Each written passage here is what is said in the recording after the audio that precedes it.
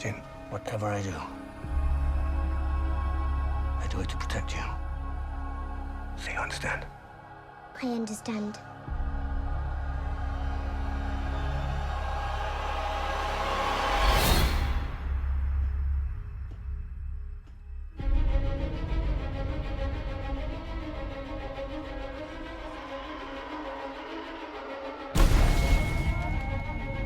You want to get out of here? Our rebellion is all that remains to push back the Empire. We think you might be able to help us. When was the last time you were in contact with your father? What is this? It appears he is critical to the development of a super weapon. If my father built this thing, we need to find him. All right. How many do I need? They are requesting a call sign. It's, Rogue. Rogue One. The power that we are dealing with here is immeasurable. If the Empire has this kind of power, what chance do we have?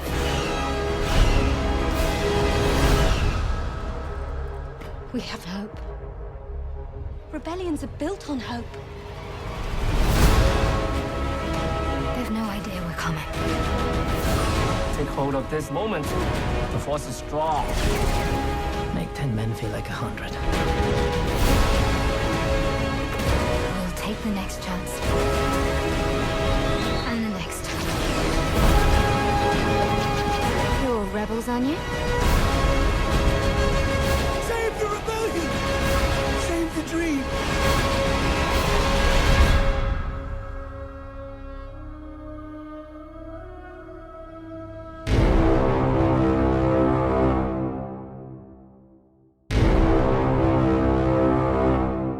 Hello fiends and collectors, this is me, Daniel E1000, back again with a Star Wars The Black Series figure review. Today we're going to be having a look at 8 figures. I've got this big chunky box to go through. Roll call: Jyn Erso, Cassian Andor, K2SO, Chirrut Îmwe, Baze Malbus, Bodhi Rook, Galen Erso, Antoc Merrick.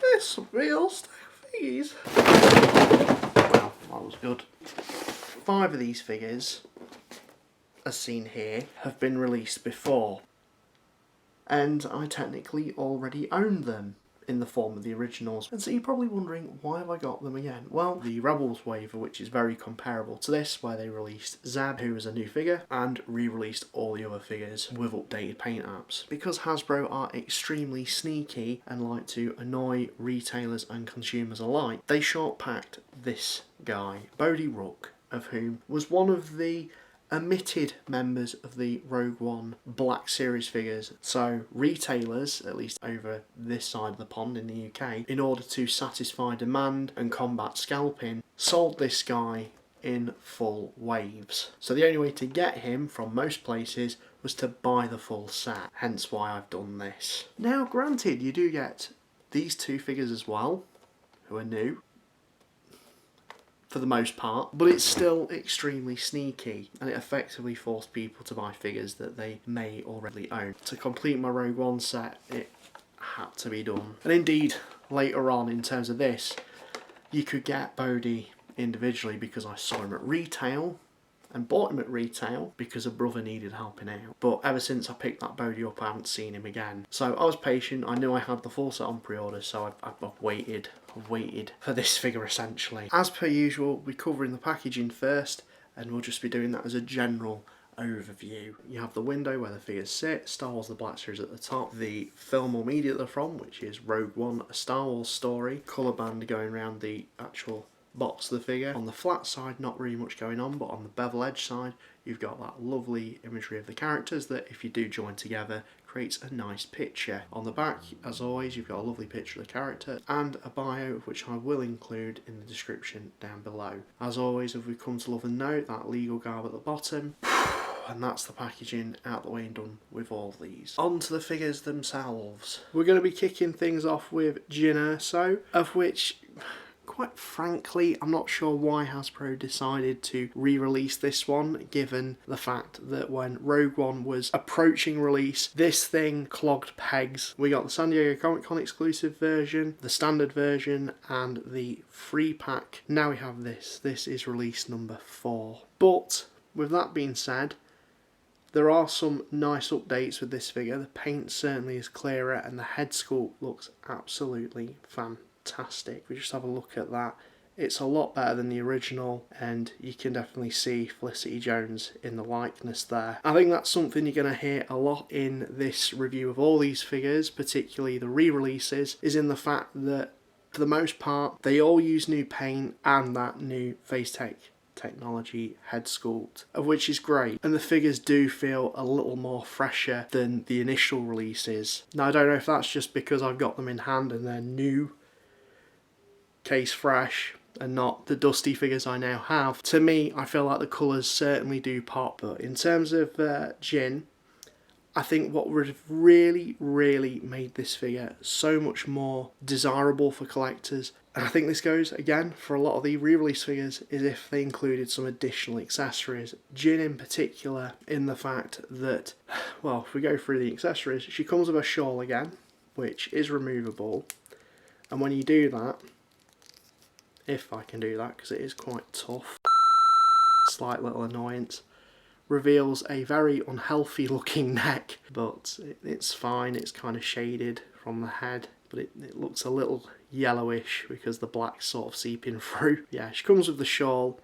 I think they could have done without this, but if it came with the baton that Jyn uses in the film, that's something that was omitted from the original and indeed all the other releases. I think the Edu version of Jyn came with something that was close-ish to that, but it was the baton folded up, not actually fully outsprung. I would have preferred it if this figure came with that rather than this thing again. It's only a teeny tiny accessory. Would it have been really that much skin off of Hasbro's nose to make it and include it with this figure that's a re-release? Answer on a postcard, people. But not only that, the only other accessory that this figure comes with is this blaster, which sits quite nicely in a holster. It's no real difference from the original, and she does hold that quite nicely. And that's it. 2 accessories. I just think that baton, or even maybe the data pad with the Death Star plans on, that you could maybe hang on her or just have her hold, that would have been great. But no, you just get the same old accessories that we've had before, not really making it desirable to collectors to rebuy. Come on, Hasbro.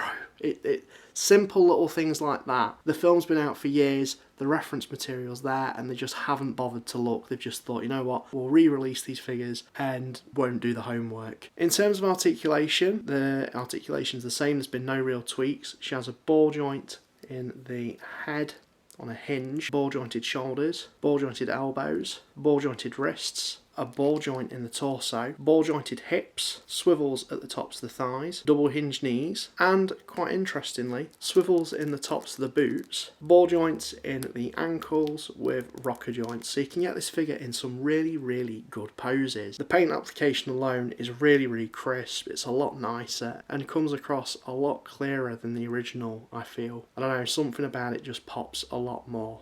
It could potentially be due to the head sculpt, but Hasbro's definitely done something in terms of the paint. That's Jyn Erso for you. Make of it as you will. It's another Jyn Erso. Next up we have Cassian Andor. This is the multi-pack version of Cassian. I think that free pack was relatively difficult to find for some people. The first version of Cassian we got was Edu, wearing the big blue coat. This is sort of how he appears more prominently in the film, I would say. And I feel like this was a good choice for a repack just because Cassian will hopefully be gracing our screens relatively soon, and I'm sure we'll probably get a figure version of Cassian from that series at some point, pending.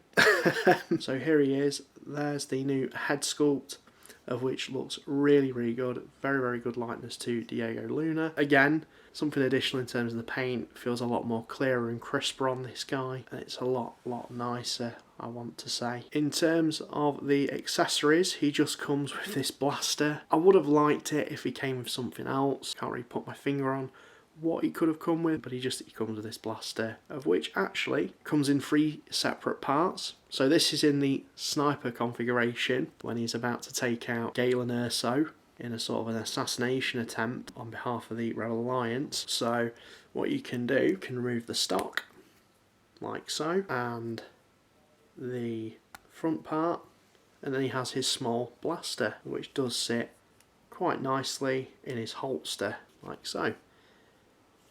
Then the other parts kind of just sit floating, there's nowhere to restore them. Yeah, there's not really too much to sing home about this guy. In terms of articulation, he has a ball jointed head on a hinge, so you can look up and down. Ball jointed shoulders, ball jointed elbows, ball jointed wrists, ball jointed torso, ball jointed hips, swivels at the tops of the thighs, double hinged knees, and ball jointed ankles with the rocker joints. So you can get this guy in some really good dynamic poses. I'm not going to grief this one too much about the accessories because I can't really think what it could have come with additionally, but I do think this one's the one that made more sense to do as a re-release, so it gets a pass. Next up we have the sassy K2SO. We technically have had 2 releases of previous to this. There's the standard release, and then for some reason there was a running change where Hasbro decided to put little red dots in the eyes. Weird variant, that one, I'm not sure what they were going for. Here we have K2SO, white eyes for this release. This was probably one of my favourite figures from the Rogue One assortment. It's such a unique sculpt, it's such a unique design, and who doesn't love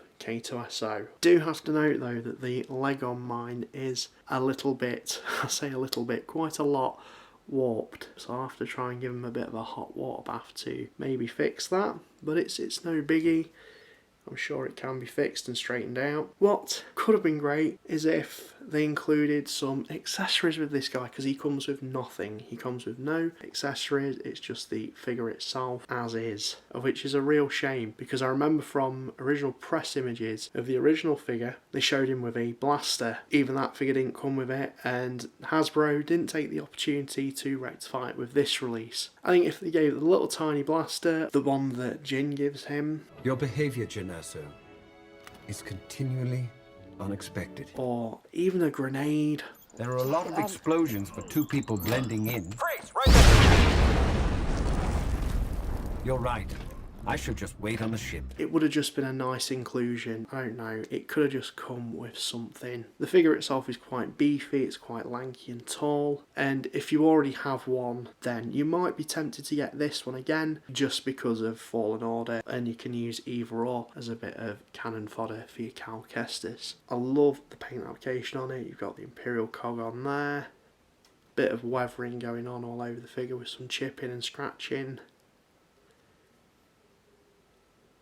Just really, really cool. In terms of the arms as well, it's worth noting there's like translucent joints, just to imitate the fact that, you know, the joint there is hollow like it appears in the film. Same with the knees and ankles, of which works to some pretty good effect. In terms of articulation, he has a ball jointed head and a ball joint in the neck, ball jointed shoulders, swivels at the tops of the elbow and a hinge at the elbow, ball jointed wrists, ball jointed torso, although it's quite limited forwards. It feels like 2 ball joints in the hips, so there's one for the inner plate, you can try and show you just there, and then another ball joint for the actual leg itself, swivel at the top of this joint here, and a hinge in the knee, swivel there as well, hinge in the ankle, and a rocker joint just at the bottom part of the leg. Yeah, that's all the articulation for you. It is worth noting in terms of articulation with this figure, with the initial release there was some breakages I heard in terms of the joints due to that transparent plastic used, so proceed with caution when posing him. That's K2SO. There's not really too much to ring home about with this guy. I just wish it come with some additional accessories again, just to bump up value for money and display options more than anything. Chirrut Îmwe and Baze Malbus, they are the Guardians of the Wills. These two come separately. They are 2 entities that I'd imagine most people will buy these together. You can't have one without the other, and so that's why I'm reviewing these 2 together in this segment. They were incredibly hard to find, so if you missed out the first time, well, now's your chance to get what are probably the definitive versions of them. So let's start off by looking at Chirrut Îmwe first, of whom is played by Donnie Yen, And that new head sculpt is just fantastic. The paint application and sculpting on that is brilliant. It's a fantastic likeness to him. As Donnie Yen comes from a sort of martial arts background, he fits the character really well. The first action scene that you've seen this character in, pretty much him taking out a ton of stormtroopers in single-hand combat. Is your foot alright? Of which is probably one of the many iconic scenes in Rogue One. So yeah, in terms of a comparison to the original figure, even though I don't have the original figure to hand, I feel like the robes are a little bit shorter. These are of course soft goods. Well, that's the only real difference besides the head that I could see. In terms of the accessories, they're exactly the same. He comes with the long staff. It's got that metal end there, and it does come in 2 separate segments, so it's easier to get him to hold it, like so. And then he also does come with his bow rifle, which I typically do store on his back. I don't know if you're meant to do that, but it's an easy storage option. I don't tend to display this guy with this weapon just because he doesn't really use it that much in the film, but it does unfold and it does rotate like it does in the film to reload, which is quite cool. It's got some really nice gold detailing and again isn't too much different from the previous one that we got. I just feel like the coloration's a lot sharper potentially. Yeah, he does hold that quite nicely. He does have a trigger finger. I'll just pop that in his hand if I can. And there we go. There he is with his bow rifle. Can outstretch that. Just give a look at that. Yeah, that looks pretty cool. And that's all the accessories that he comes with. In terms of his articulation, he has a ball jointed head, ball jointed shoulders, ball jointed elbows and ball jointed wrists. He also has a ball jointed torso, ball jointed hips, swivels at the tops of the thighs, double hinged knees, ball jointed ankles with the rocker joints. And that's all the articulation that you could really want from this guy, so you can get him some really good martial art poses. But yeah, there's not really too much to say about him. It's not a basic figure by any means. I think given how scarce he was to begin with, it's more than justified as to why they re-released him again. So that's Chirrut out of the way. Let's take a look at Baze Malbus. Just a side note, I have very fond memories of Celebration and this actor revealing a very big spoiler about Rogue One. And when is guy dead? Mainly in terms of him and Donnie Yen's character. That aside, this figure's an absolute brick, and I'll get to what I mean by that in a few minutes. But in terms of the differences of this to the original, obviously the head sculpt, it's got that new face tech technology, which is a million miles better than the one that we got previously. There's certainly a wash going on the actual bodysuit and uniform of the figure, of which brings out some of that wrinkling and detailing. Just looks a lot more lived in and worn. I want to say the red's maybe a bit clearer, I'm not too sure on that. You've got that big collar there, the armour plating on the shoulder, long cape with this big canister on the back and this doodad here. On one of the arms he's got that armour plating. Just looks really, really cool. In terms of accessories, all the same, nothing's really changed. You've got the rifle, of which comes individually, or separate from the actual tank on the back there, which is removable as well. Then you've got the ammo clip, the cape, that is removable. It is quite tough to kind of pose the gun with this thing and get him in any different sort of poses just because it's quite tight. In terms of the ammo clip to the body of the figure, I feel like it could have done with being a tad bit longer, but it works. It's just, I think with the figure's articulation it's quite limited in the posing. It's just given the sheer bulk of the character, it's hard to sort of pose it in a way that's quite dynamic, but if you work with it enough, you can kind of get it into a pose that you like. That's the rifle, the tank on the back. Then also, like he does use in the film on the back there, oh, if I can try and get the light on it, you've got his taser. You can remove that, you can have him hold it, there you go.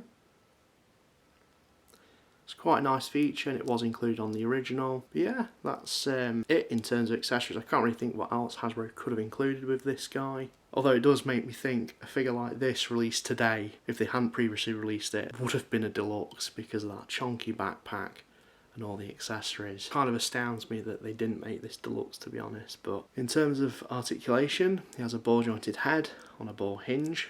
It is quite limited because of that big red neck collar there. He has ball jointed shoulders, ball jointed elbows, ball jointed wrists, ball jointed torso. However, it is extremely limited due to that front chest pack there. Ball jointed hips. I will just say though, the ball jointed hips are quite limited because those pouches, swivels at the tops of the thighs, ball jointed knees and ball jointed ankles with the rocker joints. He does kind of have that Bomb Squad sort of aesthetic in terms of the gear that he wears. Just a real tank. He does accompany Chirrut Îmwe really well. So that's Chirrut and Baze for you. If you missed out on them the first time, then you're certainly going to want to get them this time round, just because they do feel like the definitive versions. The long-awaited Bodhi Rook, of whom is the cargo pilot and heart and soul, I would say, of the film. I didn't really realise that on watching the film initially, but after rewatches it becomes more and more apparent. He's effectively the whistleblower, so to finally have him now is absolutely fantastic. There are a couple of gripes I have with this figure, and I will address those as we go into him, but overall really good job on Hasbro's part. So if we start off with that head sculpt, which is a really good likeness to Riz Ahmed. A lot of people's gripes with this though is the fact that Hasbro have glued on the goggles and sculpted on the strap around the head rather than making it an individual piece that you can put over his face. I'm not too miffed about that, but it would have been nice if they could have just included it as a separate part that you could, you know, pose yourself. I think Hasbro really needs to start thinking about options, but nonetheless, really good likeness, really good head sculpt. It's got that Imperial pilot uniform under there, that big bulky jacket, with a lot of doodads going on it.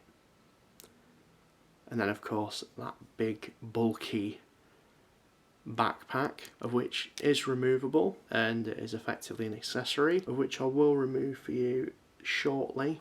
But we'll just have a little look round the figure itself. Some ammo pouches there.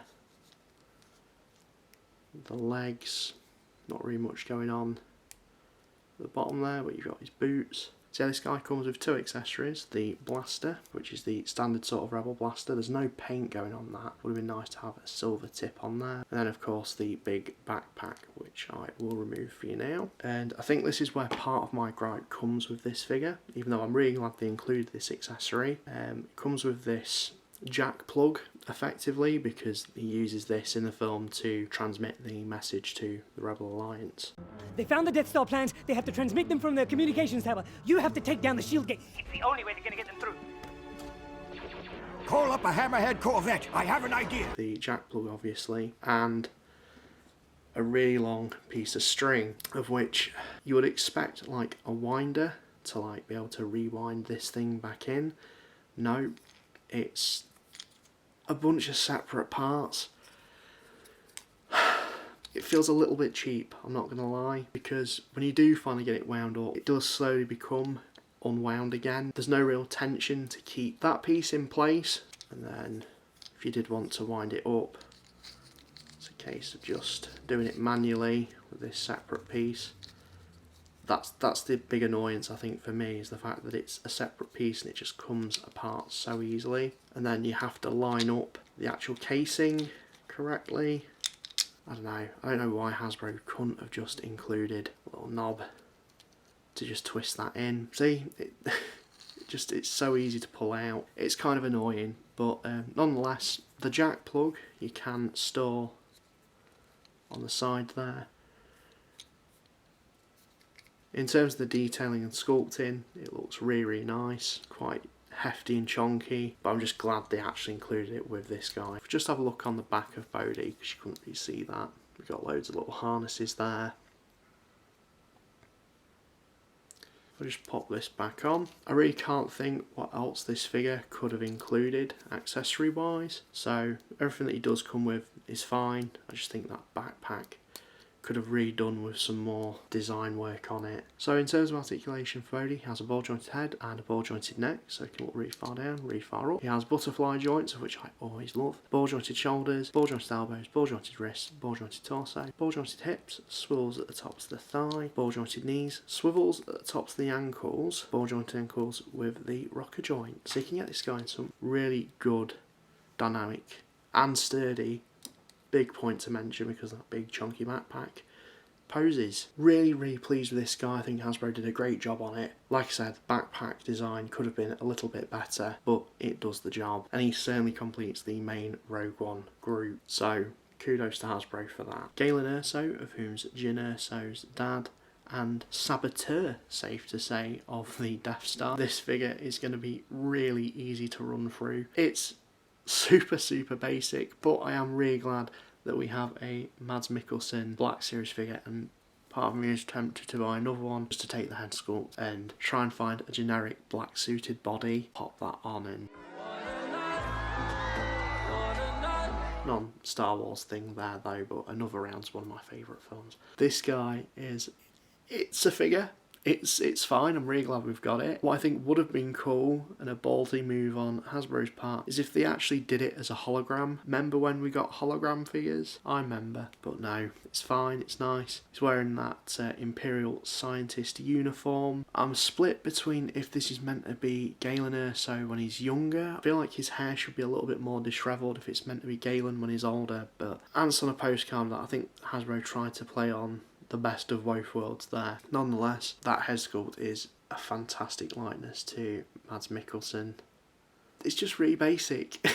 There's not a whole lot to run home to about this guy. You've got that little emblem there. It's, I think, a new sculpted piece this, which is nice to see. The legs, I'm pretty sure, are reuse from Dryden Voss, just because of the shoes, they're a bit of a giveaway. Well, that skirt's definitely used from Imperial officer like Tarkin. Bit of a kit bash, this one. The only accessory comes with is this data file, of which we can assume is the Death Star plans. This was included with the Rebel Trooper, and I believe it's a recoloration of that, and that's the only accessory it comes with, and I couldn't really tell you what other accessory they could give this guy. In terms of articulation, he has a ball jointed head and a ball joint in the neck, so he can look really far down. I don't know why they included a ball joint neck on this guy, but it just wasn't entirely necessary. Ball jointed shoulders, ball jointed elbows, ball jointed wrists, ball jointed torso, ball jointed hips, swivels at the tops of the thighs, double hinged knees, and ball jointed ankles with the rocker joints. So yeah, you can get this guy in some regal poses. It's fine. It's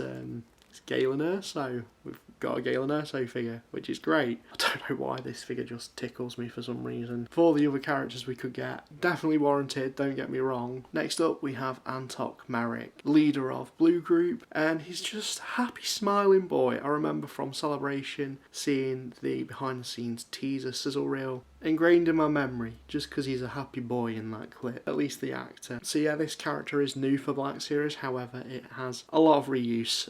The body is basically the Luke Skywalker X-Wing sculpt, just recoloured to be blue. I mean, it's not a bad thing. It's not a bad thing. I mean, even the accessories are the same that come with Luke. The helmet as well is just a repaint. I'm on the fence if it could have done with a new sculpt. To get a character like this out, it'll do. If we just have a look at that head sculpt, again, really good likeness to the actor. And on the chest box just there, some really nice detailing. Got the tube. Biggest tell that this is a reuse is the fact that it has the loop for the lightsaber that Luke came with, just under there. You can kind of see that. You got the flight harness.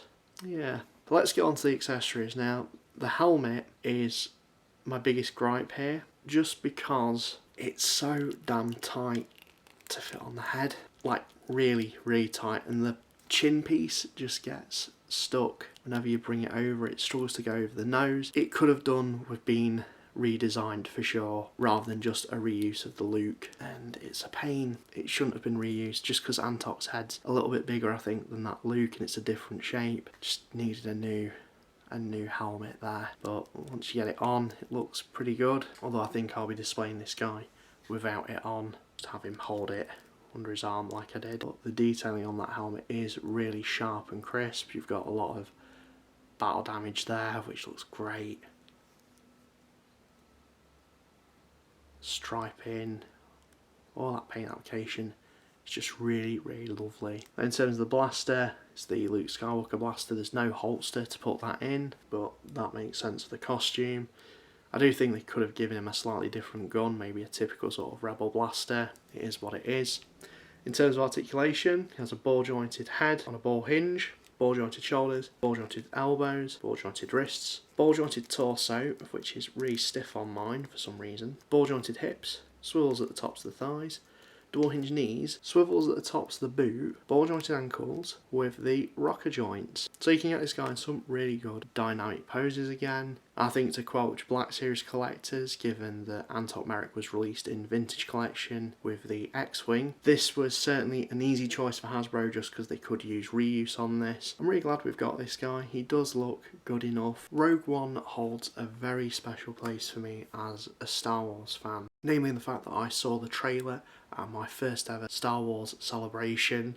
Being a part of a collective audience, seeing that trailer for the first time was no short than electrifying. And then the following year, meeting up with Sith Lord 229, Steve, on our Rogue Friday, Force Friday figure hunt, picking up the initial releases of a lot of the figures reviewed in this review, and seeing the film at the cinema in IMAX with my best friends at the time. It's suffice to say, receiving this wave did bring back a lot of nostalgia for me. But away from that facade, focused on the figures themselves, the re-releases in particular just feel like there's something lacking.